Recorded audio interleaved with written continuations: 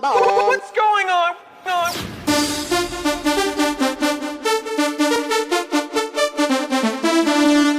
Ding, ding.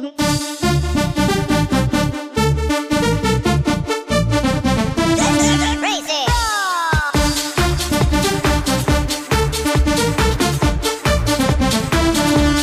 Ding, ding.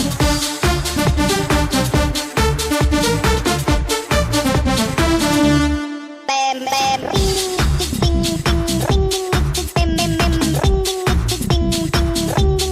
Oh, oh. Ding, ding, ding, ding, ding. Bam, bam, bam. Ding, ding, ding, ding. Crazy. Ding,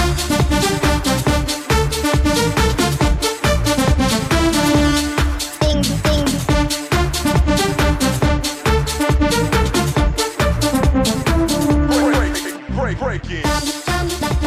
Okay, verse 4, I will set up shepherds over them. In verse 1, he talks about, woe to the shepherds who destroy and scatter the sheep of my pasture. But look at verse 4. I will set up shepherds over them who will feed them. And three things will happen. They shall fear no more, nor be discouraged, nor be dismayed or discouraged, nor shall they be lacking, Praise the says the Lord.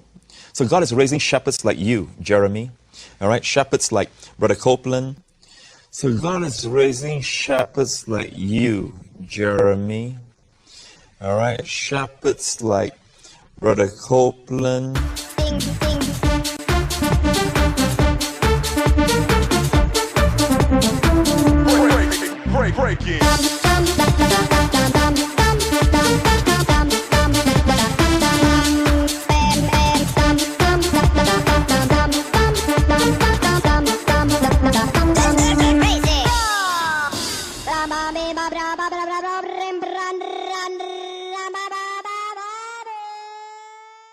So there's this insane phenomenon called the prosperity gospel, where preachers say, send me all your money, I'm going to get rich, I'm going to drive around in limos and have private jets and spend your money and take you for a fool and tell you that Jesus Christ wants me to fly on a private jet.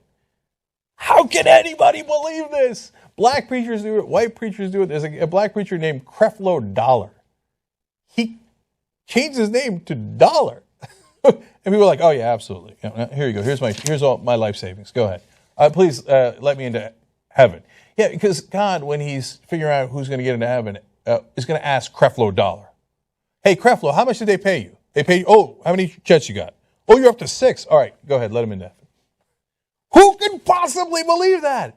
But unfortunately, Christians in this country, I assume they mean well. Don't send your hard-earned money to these guys. But they do believe it. They believe that God's going to help them if they give money to these scam artists.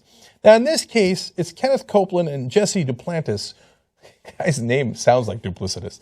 Anyway, that are talking here. They happen to be white gospel preachers. They also happen to believe that all your money should go into their pockets.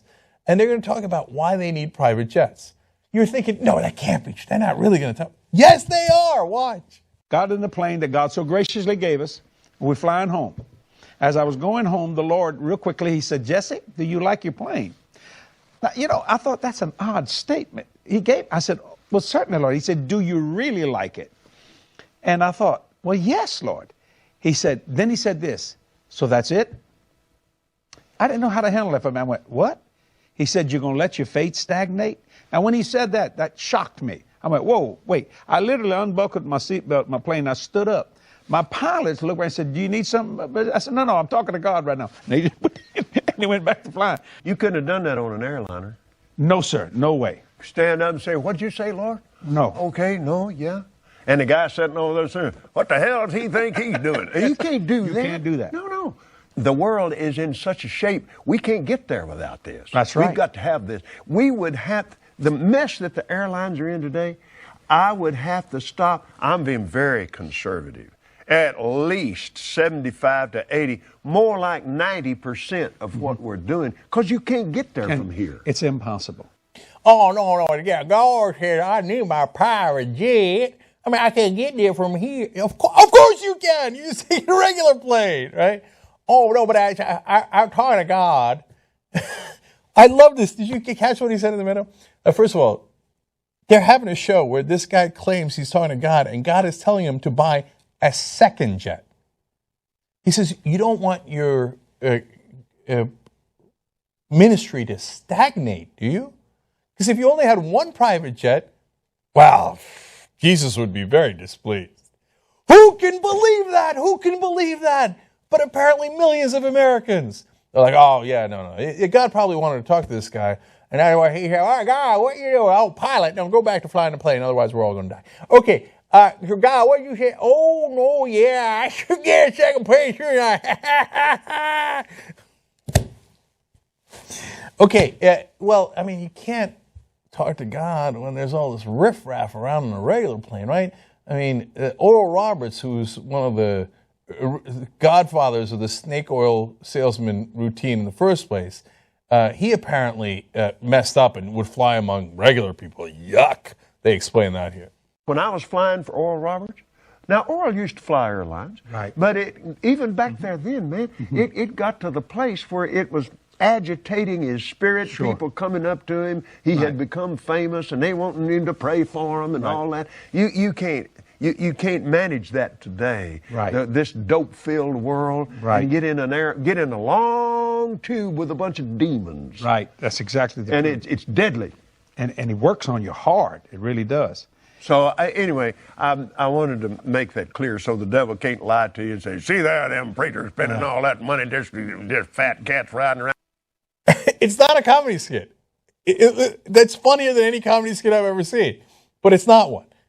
They're serious. If I flew with you all regular people, that's a long plane full of demons. He's calling you demons. Who are the demons in the plane? It's regular citizens. No. Well, we can't have that. Oral Roberts would have regular people come up and talk to him and have him try to pray for him.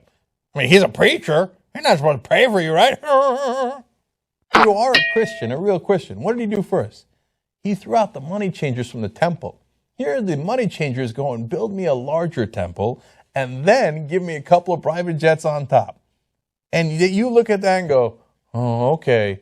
I mean, I barely made any money today, but I guess instead of eating 3 times a day, I'll eat twice a day, and I'll give my money to them so they can talk to God in their private jets. Oh, don't do that, man. Don't do that. Behind the scenes, they're going, we got all that money. Don't believe the hype, man. They're snake oil salesmen on a plane.